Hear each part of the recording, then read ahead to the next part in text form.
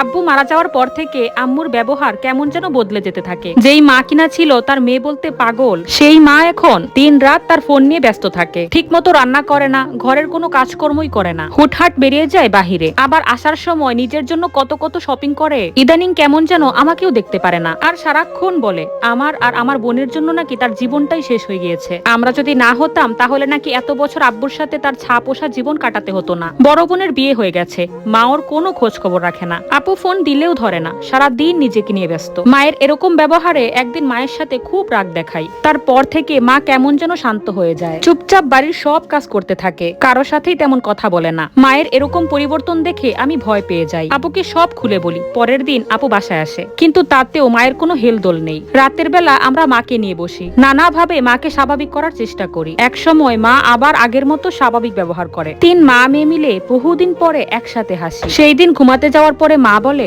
আব্বু নাকি ব্যাংকে কিছু টাকা পয়সা রেখে গিয়েছে, তাই কিছু কাগজে আমাদের সই লাগবে টাকা তুলতে। আমরাও বিনা বাক্যে সই করে দেই। তারপরে 3 মা মেয়ে একসাথে ঘুমাতে যাই। পরের দিন অনেকটা বেলা করে আমাদের 2 বোনের ঘুম ভাঙে। ঘুম থেকে উঠেই মাকে ডাক দেই, কিন্তু মায়ের কোনো সারা শব্দ নেই। পুরো বাড়ি তন্ন তন্ন করে খুঁজি, কিন্তু কোথাও খুঁজে পাই না। একটু পরে মায়ের ঘর থেকে আপুর প্রচন্ড চিৎকার শুনে সেখানে দৌড়ে যাই। যে দেখি মায়ের ঘরের আলমারিটা পুরো ফাঁকা, একটা সুতাও নেই। কিন্তু আলমারিতে মায়ের আর আমার সব মিলিয়ে 3 ভরির মতো স্বর্ণ ছিল, নগদ টাকা ছিল 1 লাখের মতো। আমি আর আপু মাথায় হাত দিয়ে বসে পড়লাম। শেষ পর্যন্ত মায়ের মাথায় তবে এই পরিকল্পনা ছিল? একবারও কি মায়ের আমাদের কথা মনে পড়লো না?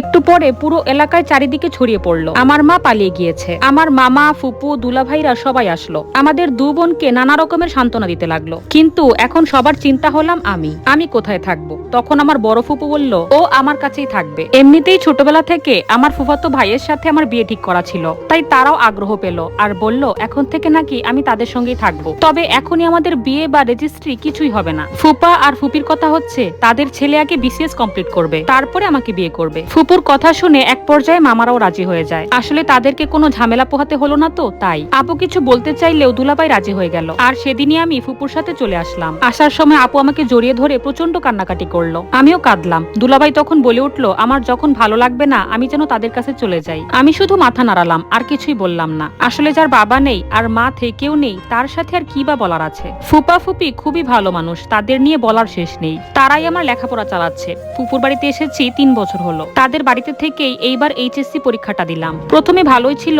আমার সেই ফুপাতো ভাই, সে আমার অনেক টেক কেয়ার করতো। সে শহরে থেকে পড়াশোনা করতো আর ছুটিতে বাড়িতে আসতো। বাড়িতে আসার সময় সে আমার জন্য নানা রকমের গিফট আনতো। ফুপা ফুপির অগোচরে সে আমার জন্য এগুলো নিয়ে আসতো। আমারও তাকে অনেক ভালো লাগতো। একবার সে শহরে যাওয়ার সময় আমার হাতে একটা বাটন ফোন দিয়ে যায় আর বলে